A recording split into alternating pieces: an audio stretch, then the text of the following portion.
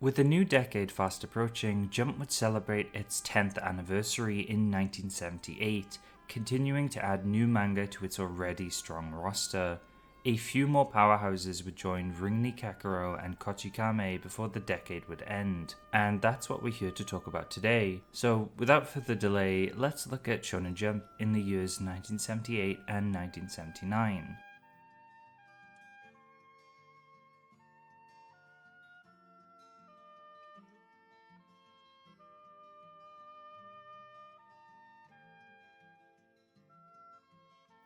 Our first manga of 1978 is Pinboke Shatta, which I think in English is Out of Focus Shutter. It was created by Big Joe, the artist behind Ajihei the Cook, but instead of cooking this time, Joe would be illustrating photography. It follows Hikari Shatta, a high school student who doesn't excel at anything in particular, who one day finds the joy in photography, going on adventures and learning about the profession. Throughout the story, Shatta would get commissioned to take photographs for Shonen Jump, I think, which is a cool meta way to include the magazine. He would also engage in various camera fights, where two photographers would get one shot at taking a picture of something, such as a pheasant or a similarly difficult object to take a picture of. It's a really interesting premise for a shonen battle manga, incorporating information on cameras and photography throughout its run. It would only reach 27 chapters though, and end after 3 total volumes, likely due to its niche subject matter. Starting in the 3-4 combined issue, we would see Hiroshi Motomiya return with Sawayaka Mantaro. It lasted 83 chapters and ran for 10 total volumes, having a one-shot in the previous year. Clearly Jump had high hopes and a lot of respect for Motomiya, as Sawayaka Mantaro began with a lead cover page for its first 5 issues and color pages in general for its first 14 chapters. It would also frequently get color and cover pages throughout its run too. The story follows Mantaro Hanami, the first boy born to the Hanami family in 100 years, together with his fiancée, Satsuki Matsudaira, who similarly was born into a family mostly comprised of male heirs, until her. It covers various sports such as ice hockey, baseball, boxing, and football, while interweaving the relationship between Mantaro and Satsuki throughout the story. I'm not certain of specifics, but their marriage is a pivotal part of the story too, with them gradually falling deeper in love, with certain members of Satsuki's family against their marriage. Satsuki also appears to either play in many of these sports or participate in her own matches, as she's as good as Mantaro, with her being a goalie for football and being better at kendo than Mantaro. It's cool to see such a well-written female character in early Jump manga like this, who's on par with the male lead. And what's more, they're a cool pair of characters together, something we see a lot these days actually with manga like Mission Yozakura Family and Undead Unluck. From issue 10 to 19 of 1978, Jump would serialize something called the Readers Award Challenge, where 10 issues contained one-shots, which were all done by established authors, some of which even had series in Jump at the time. This would be a yearly occurrence from 1973 to 1983.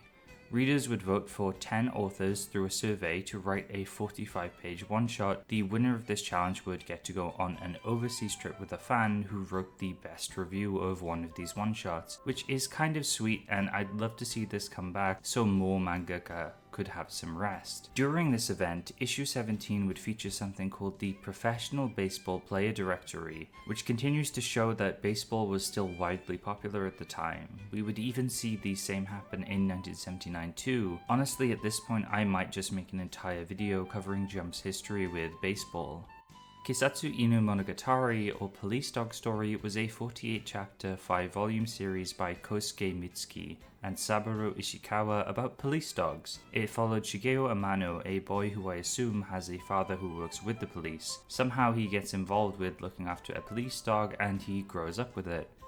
I don't know much about plot specifics, but many sources say it's a heartwarming story and more of a drama than anything. From the pages I've seen, it's mostly Shigeo getting familiar with these dogs and sometimes getting attacked by them.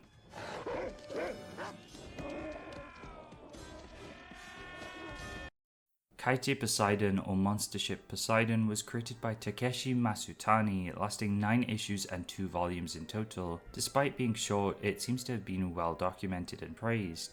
it following a technically advanced boat called the Poseidon and dealing with nuclear weaponry and refugees throughout its story, seemingly touching on the situation with refugees coming from the Indochina region, specifically Vietnam at the time. The crew of the Poseidon fights things like a vicious swordfish, terrorists, a rogue American missile that will hit Tokyo, and in general they help aid in the refugee crisis, all in just 9 chapters with the help of the Poseidon's trusty laser cannon. It sounds really weird and perhaps progressive, which is likely why it had some notoriety to it.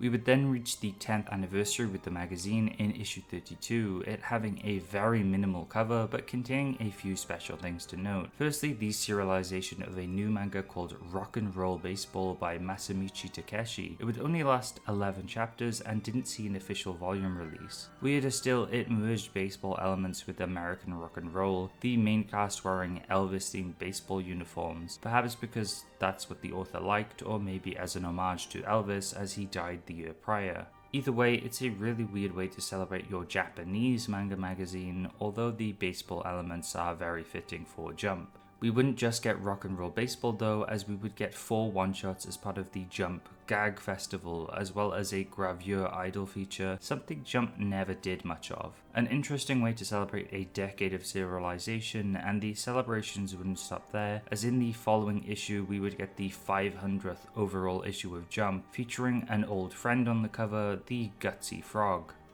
In issue 42, we would see Kontaro, the creator of gag manga 1-2 Aho, return with Loose Loose, only lasting 2 volumes and 18 chapters. It followed Luz, the Phantom Thief, who is loose with his time, the main gag being he's tardy, I guess. It also acted as the successor to 1-2 Aho, with Luz being the main character from the previous work. Crime scene investigation and Phantom Thieves being less popular than baseball, I think it's easy to see why this manga didn't stand the test of time.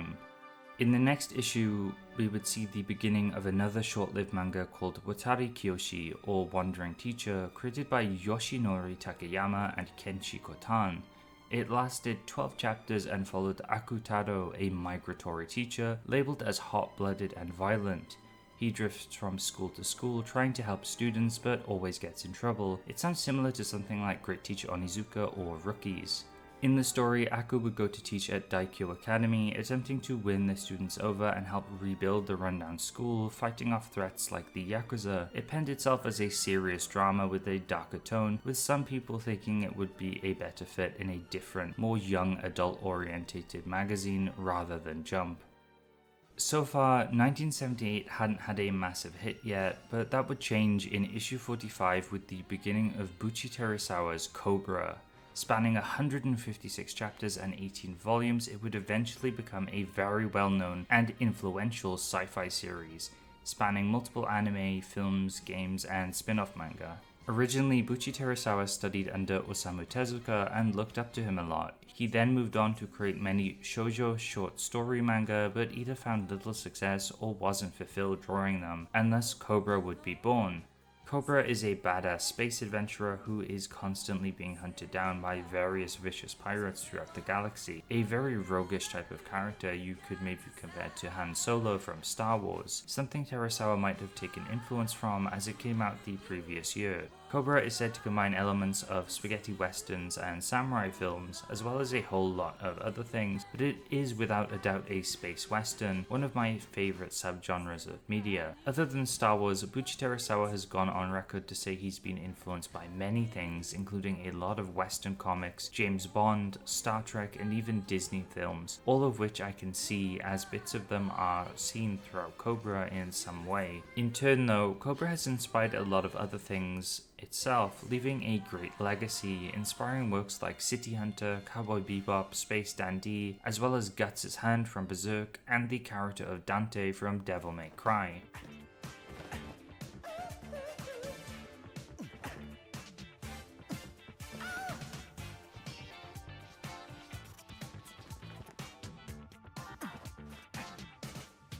Currently, almost all of Cobra has been translated. I think there might be about a volume left, and the overall translation quality is very good from what I've read. I've thoroughly enjoyed the first 2 volumes, with me not wanting to rush through it to make this video, so I can't comment on later events. I suppose I should also mention that this year Buchi Terusawa passed away. I want to remember him as a passionate and dedicated mangaka and artist, one who would inspire countless people and experiment within the medium, creating works like Gun Dragon Sigma, where he used photography and a lot of 3D to make a very unique manga. If you like sci-fi at all, please do yourself a favor and check out Cobra. It's a really good old manga. 1979 wouldn't have anything notable for its first few months, unless you want me to talk about the Professional Baseball Directory again, but in issue 19 we'd get Go Shoot by Takeshi Miya. It would last a total of 53 chapters and 6 volumes, following Hideto Go, a football idiot at heart who enters the prestigious Elite High, where he joins their football team. It seems to mix slice of life school elements with some romance and football, with Go having 2 love interests, Reiko and Yoko, who want to become the team's managers. Other than that, it seems to be your average shonen football manga. In the following 2 issues, we would see Sky Eagle, a manga about paragliding, as well as Sasurai Kishido, a kendo manga. Neither would last long at 12 chapters each, but they both would be part of a greater batch, including Go Shoot, and our next 2 manga, which I have much more to say about. The first of the 2 is Shiritsu Kiwamemichi Kōkō, or Ultimate Path Private High School, and it was created by Akira Miyashita, a prolific Jump author throughout the 80s, this being his debut work. Originally starting as a one-shot, it received so much popularity it was made into a full series, getting a total of 42 chapters before getting cancelled. And it's important to clarify that it was a cancellation and not just an axe, but we'll get back to that a little later. Ultimate Path followed School Cap Masa and friends as they engage in various Yakuza-based classes and wacky hijinks. A lot of the jokes are slapstick, but predominantly it focuses on being over the top in every aspect, spouting about manliness, which I can't see in any other way than being satirical. You'd also probably see motherfucker said once at least in every chapter. Surprise, motherfucker! As well as the F slur. Not sure if this is the translation team's doing or if it directly translates to something like that. I didn't really find it offensive, as it's mostly just silly, and it reminds me of the kind of jokes you'd hear when you're about 13. It's just very immature. There are a few really funny gags though, like this whole deal with the student council president being so big he needs specific giant things made for him, yet he's somehow imprisoned in a regular sized prison. He just also eats cows whole. There's also some very weird gags, including this bull that gets milked one chapter and starts to follow one of the main characters. Yeah, it's very outdated as well, and the art can be a bit murky at times, perhaps because of the scan quality, but overall it's an interesting read and worth a try if you'd like to read it for historical purposes, I think. And now to why it got cancelled, and you might think it'd be for some insensitive jokes or maybe one of the overly sexual ones like the whole bull thing, but no, apparently it can be attributed to one of Miyashita's assistants using the names and emblems of real schools without permission, which caused a huge fuss and protests, eventually leading to its cancellation. It would only get a proper volume release years later, as well as a sort of continuation or retelling in 2011. In the next issue, we would get the most recognizable manga yet in Kinnikuman by the artist-author duo Yude Tamago. Chances are, if you're watching this, you have at least heard of Kinnikuman, as it's probably more well known than even Cobra or Kochikame. Its sequel series Ultimate Muscle even got an official viz release, but the original Kinnikuman is entirely fan-translated. For the purpose of this video, I'll mostly be referring to its original run, which includes chapters 1 to 387, spanning 36 total volumes. This would mean Kinnikuman would have an almost 8-year run, ending in 1987 during Jump's golden age. The story follows Suguru Kinniku, or Kinnikuman, originally a gag manga about chojin, superhumans who fight kaiju and get into various wacky situations. It had a lot of slapstick and referential humor, often including actual Jump editors in its jokes, in its beginning chapters anyway. Over time, Kinnikuman would shift focus to arcs like the Chojin Olympics, where various characters representing different countries would compete in a variety of games to be crowned the winner. These sidecasts would also be fleshed out in these early arcs, with additions like Terry Man and Robin Mask, who would be seen throughout the series for years to come, as well as some questionable characters like Brocken Man.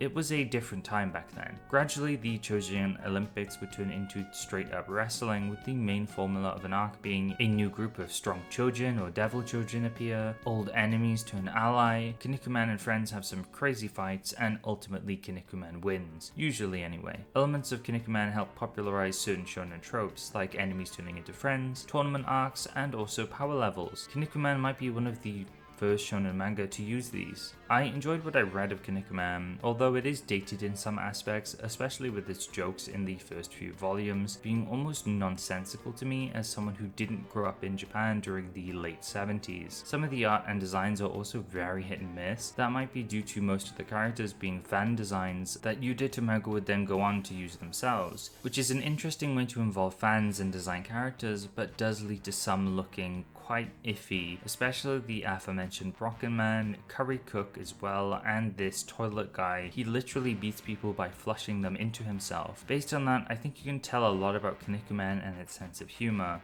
It's not something I'd recommend to everyone, but if you're a manga history nut or love wrestling, you might find it enjoyable. Following its original ending, we would get the side series, Continuation Ultimate Muscle, as I mentioned before, following Kinnikuman's child, and later on we would see a 2011 continuation of the main series that is still ongoing to this day. Tennis Boy by Satoshi Terajima and Kenichi Kotani lasted 130 chapters and had 14 volumes. It follows the main character Shohidaka as he improves his tennis skills throughout junior high, joining a tennis academy in California. There, Sho fights various rivals, including a cast of people from around the world, including a lot of female players based on some pages I could find. Throughout the rest of the year, we would see a few sports-based manga covering things like martial arts, horse derby, football, and baseball. We would see them all on the cover of issue 45 together, much like the previous batch on issue 23, although that was a much more successful batch of manga. It's cool to see all the newbies get a group cover together though, and something I'd love to see again in Jump.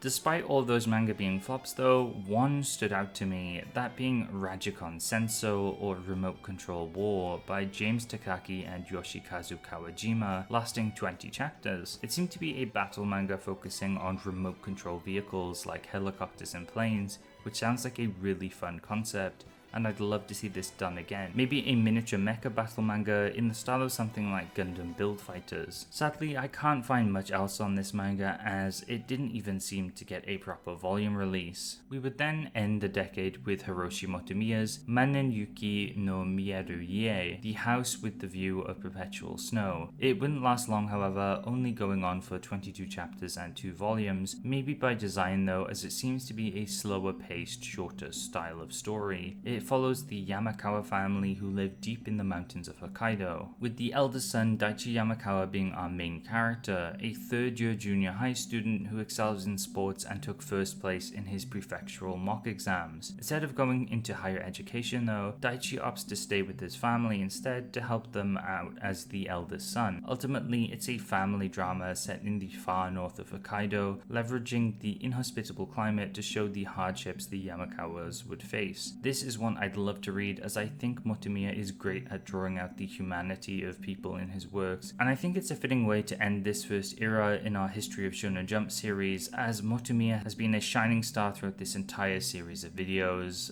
Us beginning with Otoku Epiki Gaki Daisho and now us ending with Manen Yuki no Mieru-ie. And with that, we've covered the 70s of Jump, a whole decade now under our belts. We've seen the rise of plenty of Jump veterans as well as a whole host of smaller mangaka, ones that would fall into obscurity or only grow from here, like Baronson, Masumi Kurumada and Yoshihiro Takahashi. We've also had legends like Osamu Tezuka in the magazine too. These last 10 years have been full of surprises and have been a joy to research. Really though, we've only scratched the surface in what we've covered, and I'd encourage you to do your own research too, as there's many manga from Jump's early years I haven't even talked about. This also brings us to the end of what I personally researched up until now. The 80s are uncharted territory for me completely, with me only reading a few manga. There's a ton of classics I still need to read like Fist of the North Star, City Hunter and Dr. Slump. Plus we have one of the biggest manga to ever exist in Dragon Ball coming up. The 80s see Jump grow immensely and ultimately reach its golden age, something I'm super excited about covering, and I'm sure you guys are too, as the manga will only get more popular from here. Please bear in mind though, it might take longer for the next video in this series to come out, as I need to do a lot more research and read a lot more manga from here on out. Hopefully I'll see you there. If you crave more Jump manga content while I'm researching the 80s, I have a whole host of videos covering the magazine and individual manga which you might be interested in. Also, don't forget to subscribe for more content like this, and let me know your thoughts about the 70s of Jump and the many manga I've covered so far. Perhaps there was a manga in particular I mentioned that piqued your interest. I'd love to know what you think. I've also recently opened up a Discord server where you can come to talk about all these old manga or new manga or current Jump stuff, anything really. The link will be in the description. For now though, thank you so much for watching. Remember to be kind to each other and take care.